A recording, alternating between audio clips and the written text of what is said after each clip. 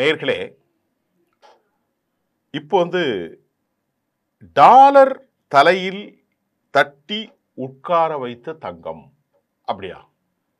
அமெரிக்க dollar என்பது உலகத்தில் பெரிய அளவில் எதிர்பார்க்கக்கூடிய விஷயம். டாலர் தான் அமெரிக்காவில் ஒபேக்கில் நீங்கள் ஆயில் பர்ச்சேஸ் பண்ணாலும் எக்ஸ்போர்ட் பண்ணாலும் உலகத்தில் எல்லா விதத்திலும் ஷேர் மார்க்கெட்டும் எல்லாமே டாலர்களில் தான் நாம் எதிர்பார்ப்பார்கள். இந்த டாலரில் இப்போ தலையில் தட்டி வைக்கப்பட்டு படுகுழியில் டாலர் போயிற்று. இது ஒரு மோசமான செய்தி அமெரிக்காவுக்கு. வரலாற்று உச்சத்தில் இப்போ தங்கம் நினைத்து கற்பனை கூட செய்து பார்க்க முடியாத விலையிலே தங்கம் போயிற்று. ட்ரம்ப் என்ற ஒரு மனுஷன்தான் இதற்கு காரணமா? இந்த சிக்கலுக்கு அமெரிக்கா இன்றெல்லாம் பல செய்திகள் உலகம் முழுவதும் இன்றைக்கு பிரிக்ஸ் கூட்டமைப்பு நாடுகள், யூரோ, சீனாவினுடைய பணம் இதையெல்லாம் டாலரை காலி செய்தால் வருங்காலம் எப்படி இருக்கும் அப்படின்ட்டு நாம் ஒரு செய்தியை பார்க்குறோம். இதை நான் சொன்ன முதல் எனது வார்த்தை. அந்த செய்தியில் என்ன வருது? இன்டர்நேஷ்னல் மீடியாவின் செய்தி. தற்போது ஒரு கிராம் தங்கத்தின் விலை இப்போ 11,000 தாண்டிட்டு. இந்த வரலாறு காணாத விலை உயர்வு பின்னணியில் உலகமெங்கிலும் உள்ள மத்திய வங்கிகள், நான் ஏற்கனவே தொடர்ந்து இந்த செய்தியை உங்களுக்கு போட்டுக்கிட்டே இருக்கேன், நேற்று கூட சொன்னேன், ரிசர்வ் பேங்க்ஸ், மத்திய வங்கி அதிக அளவில் கோல்டில் கொள்முதல் செய்வது, பர்ச்சேஸ் செய்வது முக்கிய காரணமாக இருக்கிறது நான் சொல்லிட்டேன். இந்த international trade and agreements purchase இதில் யூஎஸ் டாலருடைய ஆதிக்கத்தை சவால் செய்யும் வகையில், அமெரிக்க டாலர் தான் எல்லாத்துக்கும் பெருசுன்னு சொன்னேன், அந்த அமெரிக்க டாலர் ஆதிக்கத்தை சவால் செய்யும் ஒரு பெரிய வியூகம் இதன் பின்னணியில் இருக்கிறதா என்பது பல மில்லியன் பில்லியன் கொஸ்டினை எழுப்பியிருக்கிறது. டாலர் கொஸ்டினை எழுப்பியிருக்கு, அப்படி வச்சுக்கலாம். அமெரிக்காவினுடைய அதிபர் டொனால்ட் ட்ரம்ப் கடந்த ஜனவரி மாதம் 19 பதவியேற்றார். அவர் பதவியேற்றதில் இருந்து அதற்கு பிறகு அவருடைய வர்த்தக போர், ரெசிப்ரோக்கல் டேரிஃப், இறக்குமதி வரி, இம்போர்ட் டாக்ஸ், H1B விசா கட்டணம், $1,00,000 கட்டினா தான் அமெரிக்காவுக்கு படிக்க போக முடியும், இது உலக நாடுகளுக்கெல்லாம் தான், உயர்வு போன்ற பல நடவடிக்கைகள் சர்வதேச பொருளாதாரத்தில் ஒரு அன்சர்டினிட்டி, நிச்சயமில்லாத சூழலை உருவாக்கிறது. ரொம்ப கவனமாக கவனிங்க. ட்ரம்பினுடைய இந்த நடவடிக்கைகளால் அமெரிக்க நிறுவனங்கள் பல குழப்பம் அடைந்து இன்வெஸ்ட்மெண்ட் செய்யறதுல ரொம்பவே ஹெசிடேஷன், முதலீடுகளில் தயக்கம் காட்டியதாகவும் இதனால் அமெரிக்காவிலுடைய ஜாப், வேலை வாய்ப்பு மிக மிக குறைவு அதாவது ஏற்பட்டதும் பார்க்குறோம். ஜாப் அமெரிக்காவில் இண்டிகேஷன் ரொம்ப மோசமான ஒரு சூழலை அடைந்தது. 7% மேல் போனதுன்னு தான் நம்ம நம்பலாம். அது என்கிட்ட குறிப்பில்லை, அடுத்த செய்தியில் சொல்கிறேன். அமெரிக்காவில் வேலை வாய்ப்பு குறைகிற இந்த சூழலில் அமெரிக்காவினுடைய ஃபெடரல் வங்கி, மத்திய வங்கி வட்டியை குறைக்கிறது. வட்டி விகிதம் குறைந்தால் அமெரிக்காவினுடைய யூஎஸ் டாலரின் மதிப்பு டிக்ளைன், சரிகிறது. டாலருடைய மதிப்பு சர்வதேசத்திற்கு எதிராக டாலரின் மதிப்பு சரிவதால் இன்வெஸ்ட்மெண்ட் பண்ணக்கூடிய முதலீட்டாளர்களும் அமெரிக்க பொதுமக்களும் அல்லது உலகம் முழுவதும் உள்ள டாலரில் இன்வெஸ்ட் பண்ணக்கூடிய பொதுமக்கள் தங்கள் கையில் உள்ள டாலரை விற்பதற்காகவும் டாலரை விற்றுவிட்டு பாதுகாப்பான முதலீட்டில் தங்கத்தை வாங்க தொடங்குகிறார்கள். உங்களுக்கு கொஞ்சம் புரியுதா? அமெரிக்க டாலர் வாங்கி வைத்தால் அமெரிக்க டாலர் ஒரு பெரிய மதிப்பீடாக இருந்தது, எல்லாவற்றையும் விட. ரிசர்வ் வங்கி, அப்புறமா ஷேர் மார்க்கெட்டு, எல்லாவற்றையும் விட அமெரிக்க டாலர். இப்போ அமெரிக்க டாலரை மக்கள் பெரிதாக மதிக்காமல் அதை மார்க்கெட்டில் தள்ளிவிட்டு அதற்கு பதிலாக மின்னுகின்ற அந்த உலோகமான பொன்னிறத்தில் கோல்டு தங்கத்தை உலகம் முழுவதும் வாங்க தொடங்கியிருக்கிறார்கள். நான் ETF கூட நேற்று சொல்லியிருந்தேன், கையில் தங்கம் இல்லாமல் டாலரில், அதாவது தங்கத்தில் முதலீடு 1 கிராமில். இதனால் உலக அளவில் தங்கம் விலை பயங்கரமாக கற்பனை செய்யப்பட முடியாத அளவிற்கு உயர்ந்து போச்சு. இப்ப ட்ரம்ப் அமெரிக்காவினுடைய அதிபராக பதவியேற்றதிலிருந்து அமெரிக்க டாலருடைய உண்மையான வேல்யூ எவ்வளவு குறைஞ்சிருக்கு? ஒரு 8 மாசத்துல 9 மாசத்துல 10% குறைந்த நிலையில் தங்கத்தின் விலையோ 60% அதிகரித்திருக்கிறது. தோழர்களை புரிகிறதா? அமெரிக்காவினுடைய அதிபர் ஜனவரி 19ஆம் தேதி 2025ஆம் ஆண்டு அவர் பதவியேற்கிறார். இன்றைக்கு நாம் அமர்ந்திருக்கிற இந்த காலகட்டத்தில் அக்டோபர் இன்றைக்கு 17-18ஆம் தேதி 10% அமெரிக்க டாலருடைய மதிப்பு குறைந்து தங்கத்தின் மதிப்பு 60 விழுக்காடு ஏறி இருக்கிறது. இதுல இருந்தே நீங்க புரிஞ்சுக்கிடுங்க, டாலரை யாரும் சீண்ட ஆள் இல்லையோ, இன்னும் இப்படியே குறைஞ்சு போயிருமோ அப்படிங்கிறதா ஒரு கேள்வி. அடுத்து நம்ம அந்த செய்தியில் என்ன பார்க்கிறோம்னா, முதலீட்டாளர்களை போலவே உலக நாடுகள் மத்திய வங்கிகளும் தங்கத்தை வாங்கி பெருமளவில் குவிக்கிட்டாங்க. தங்கம் என்பது ஒரு நாட்டின் பொருளாதார வலிமை சேமிப்பாக பார்க்கப்படுகிறது. 8000 டன்னுக்கு மேல அமெரிக்கா வைத்திருக்கிறது, 3000 டன்னுக்கு மேல ஜெர்மன் வைத்திருக்கிறது, 2200 டன்னுக்கு மேல சீனா வைத்திருக்கிறது, 850 டன் இந்தியா வைத்திருக்கிறது. நம்ம நாடு 7வது இடத்துல. நேற்று நான் ஒரு செய்தியில சொன்னேன், அதை நான் உங்களுக்கு நினைவு பண்றேன். இப்போ உலக அளவுல எல்லா நாடுகளும் தங்கத்தை டன் கணக்கில் வாங்குறாங்க.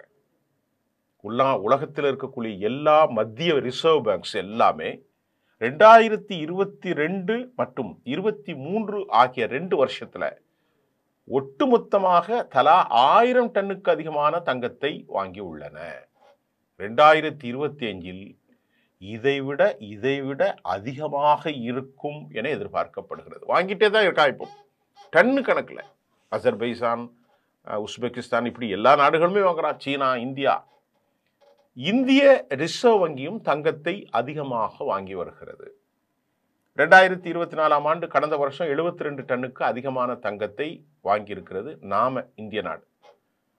மத்திய வங்கிகள் அதிக அளவில் தங்கத்தை வாங்குவதற்கு பின்னணியில பல பொலிட்டிக்கல் ரீசன்ஸ் இருப்பதாகவும் சொல்லப்படுகிறது. இது நான் இப்போ உங்ககிட்ட பேசிட்டு இருக்கிற தகவல் என்னுடைய தகவல் இல்லைங்க. இன்டர்நேஷனல் லெவலில் வரக்கூடிய அந்த செய்தியினுடைய தமிழாக்கத்தை மட்டும்தான் தரேன். இப்போ இந்த உலக அளவில் தங்கத்தில் அதிக இன்வெஸ்ட்மெண்ட் பண்ணுறதுக்கு என்ன காரணம்? எல்லா ரிசர்வ் வங்கியும் பொலிட்டிக்கல் ரீசன்ஸ் அப்படின்னு சொல்றாங்க. 2022ல் நீங்க பாருங்க, ரஷ்யா உக்ரைன் போரை தொடங்கிய போது அமெரிக்கா மற்றும் நேட்டோ நாடுகள் ரஷ்யாவின் ஃபாரின் எக்ஸ்சேஞ்ச், அதாவது அந்நிய செலவாணி கையிருப்பை, குறிப்பாக டாலர்களை முடக்கிய இந்த சம்பவம் உலக நாடுகள் மத்தியில் ஒரு முக்கியமான கேள்வியை எழுப்பியது.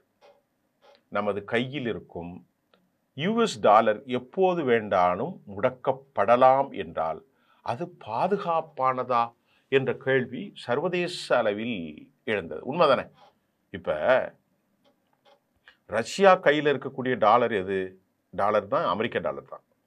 உக்ரைனுக்கு ஆதரவாக அமெரிக்காவும் நேட்டோ நாடுகளும் இருக்கிறார்கள்.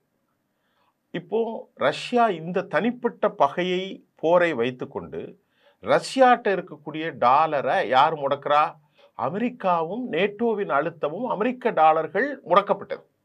அப்ப அமெரிக்க டாலர்கள் ஒரு பாதுகாப்பு இல்லையே என்று எல்லா நாடுகளும் என்கிறாங்க. அவங்க நினைச்சா முடக்குவான், அவன் நினைச்சா ரிலீஸ் பண்ணுவான். அப்ப அவனுடைய கொள்கைக்கு நாம அடிப்படையணும் அப்படிங்கிறது உலகம் முழுவதும் ஒரு பெரும் படிப்பினையாக உக்ரைன் ரஷ்யா போரில் பார்க்கப்பட்டது. இப்போ ரஷ்யாவுக்கு ஏற்பட்ட இந்த அனுபவத்தில் பாடம் கற்றுக்கொண்ட சீனா என்ன பண்ணிச்சு? தங்கத்தின் கொள்முதலை தீவிரப்படுத்தியது. சீன மத்திய வங்கியிடம் தற்போது நான் ஏற்கனவே சொன்னேன் 2300 டன் இருக்கு. அது 2250 300 வச்சுக்கிடுங்க. இந்த தங்கத்தின் கையிருப்பை 5000 டன்னாக உயர்த்துவதற்கு சீனா இலக்கு நிர்ணயித்திருக்கிறது. அவங்க ஈஸியா வாங்கிடுவாங்க. இந்த இலக்கை நோக்கி சீனா செல்வது தங்கத்தின் விலையை தொடர்ந்து உயர்த்தும் என சர்வதேச எக்ஸ்பர்ட்ஸ் சொல்றாங்க. நான் நேற்று பேசும்போது 2026 மத்தியில தங்கம் இன்னும் பீக்ல போகும்னு சொன்னேன். அந்த செய்தி இன்னைக்கு காலையில வந்திருக்கு எனக்கு. அமெரிக்கா 8333 டன் தங்கம் கையிருப்பு வச்சிருக்கிறது. இந்த இலக்குக்கு போட்டியாக இப்போ சீனா தங்கத்தை குவிக்கிறது. உலக பொருளாதாரத்தில் அமெரிக்காவுடைய டாலருடைய ஆதிக்கத்தை உடைப்பதற்கு இது ஒரு முக்கியமான மைல்கல்லாக நோக்கமாக பார்க்கப்படுகிறது. அமெரிக்க டாலர் உலக வர்த்தகத்தில் ஏற்றுக்கொள்ளப்பட்ட மிக முக்கியமான பணமாக இருப்பதால் உலக நாடுகள் டாலரை பயன்படுத்தும் போது அமெரிக்காவினுடைய நாணய மதிப்பும் உயர்கிறது. 10% இப்போ கீழே போயிட்டு. எல்லாரும் டாலரை பயன்படுத்தினா டிமாண்ட் வரும். டிமாண்ட் வந்தால் அந்த நாட்டிற்கு மதிப்பு கூடும். ஒரு ப்ராடக்ட்டுக்கு டிமாண்ட் வந்தால் நிறைய உற்பத்தி ஆகும் தானே, அப்படித்தானே உண்மை. இது சாதாரண புரியுங்க. எந்த ஒரு ப்ராடக்ட் இருக்கு, இப்போ இது இந்த செல்ஃபோன் எடுத்துக்கிடுங்க. 10 தேவைப்பட்டது 100 தேவைப்பட்டால் உற்பத்தியான கம்பெனிக்கு மதிப்பீடு கூடும், பொருளாதாரம் கூடும். இப்போ அமெரிக்காவில் எல்லா நாடுகளும் டாலர் இன்வெஸ்ட் பண்ணும்போது உலகம் முழுவதும் இப்போ அமெரிக்கா தானே டாலர் தானே பேசுது. இப்போ டாலருடைய மதிப்பு உயரும். ஆனால் இந்த சூழ்நிலையை மாற்றுவதற்கு தான் பிரிக்ஸ் நாடுகள் அமெரிக்க டாலருக்கு மாற்றாக ஒரு புதிய கரன்சியை உருவாக்க முயற்சித்தார்கள். இல்லை, நம்ம இந்திய நாடும் உண்டு. சொந்த நாட்டு நாணயத்தில் வர்த்தகம் செய்ய தொடங்குவது போன்ற நடவடிக்கை டாலர் ஆதிக்கத்தை குறைக்க உதவுது. பிரிக்ஸ் நாடுகளில் எல்லா நாடும் உண்டு. இந்தியா உண்டு, சீனா, ரஷ்யா.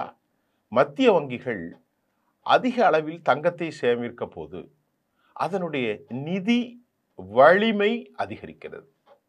இந்த வலிமையை பயன்படுத்தி தற்போது இந்தியா போன்ற நாடுகள் தங்களுடைய சொந்த நாணயமான ரூபாயில் வர்த்தகத்தை தொடர முடியும் உலக அளவில்.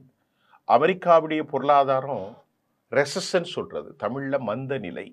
தற்போது is going to be recession என்கிறாங்க. ஒரு மந்த நிலையை நோக்கி போய்கொண்டு இருக்கிறது. டொனால்ட் ட்ரம்பினுடைய வர்த்தக போர் கொள்கைகள் அதன் டாலர் மதிப்பை மேலும் மேலும் மேலும் சரிய செய்தால் பெரும்பாலான நாடுகள் வர்த்தகத்திற்கு அமெரிக்க டாலரை சார்ந்திருப்பதை நிச்சயமாக தவிர்க்க முயற்சிக்கும் என்ற செய்தியும் அமெரிக்காவுக்கு நல்ல செய்தி இல்லை. இந்த சூழலில் வர்த்தகத்திற்காக உலக நாடுகள் ஏற்றுக்கொள்ளப்பட்ட ஒரு உலோகமாக தற்போது தங்கம் மாறியிருக்கிறது. மத்திய வங்கிகள் தங்கத்தை அதிக அளவில் உலக அளவில் வாங்கி சேர்ப்பது அமெரிக்கா வர்த்தகத்தில் அமெரிக்க டாலரின் ஆதிக்கத்தை முடிவுக்கு கொண்டு வரும் ஒரு தொடக்க புள்ளியா என்ற கேள்வி இப்போது வலுவாக எழுந்திருக்கிறது. அமெரிக்க டாலர் நீக்கப்பட்டால் உலக பொருளாதாரத்தில் ஒரு புளூரலிஸ்டிக்ஸ் ஐடென்டிட்டி, ஒற்றை கலாச்சாரம், ஒற்றை நாணய மதிப்பு இல்லாமல் ஒரு பன்முகத்தன்மை அதிகரிக்கும் என்றும் எதிர்பார்க்கப்படுது. அந்த புளூரலிஸ்டிக்ஸ் வேல்யூ ஆஃப் மணின்னு சொல்றது. எல்லா டாலரும், எல்லா பணமும், எல்லா நாடுகளும் கையில் இருக்கும். அமெரிக்க டாலர் மாதிரி ஒரு மொனோதிஸ்டிக்ஸ் அட்ராசிட்டின்னு சொல்லலாம், அழுத்தம்.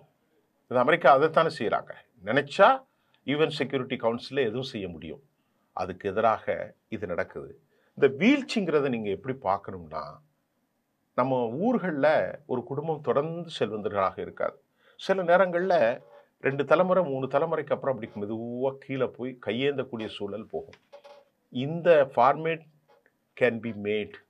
அது செய்யப்படலாம், செய்யப்படும், செய்யப்பட்டிருக்கலாம். அதே சூழல் இயற்கையாகவே ஒவ்வொரு நாடுகளுக்கும் உருவாக்கப்பட முடியும், செய்ய முடியும். அது இயற்கையாகவே நடக்கும். அது இப்போ அமெரிக்காவுக்கு மந்த நிலை. உலகம் முழுவதும் அவர்களுக்கு எதிராக சுயாதீனமாக ஈரான், சீனா போன்ற நாடுகளின் வலுவான இராணுவ சக்தி, இந்தியாவும் வந்துவிட்டது. அந்த இடத்துல வந்துகிட்டு இருக்கோம் நாமளும். ஆப்கான் போன்ற நாடுகள், இதெல்லாம் அமெரிக்காவுக்கு ஒருபோதும் நல்ல செய்தி இல்லை. அவசர கதியில் பலஸ்தீன போரை நிறுத்துவதற்கு காரணம் பேட்டை தாதாவாக இஸ்ரேலுக்கு கொடுத்த பணத்தையும் அவர்களால் வசூல் செய்ய முடியாது.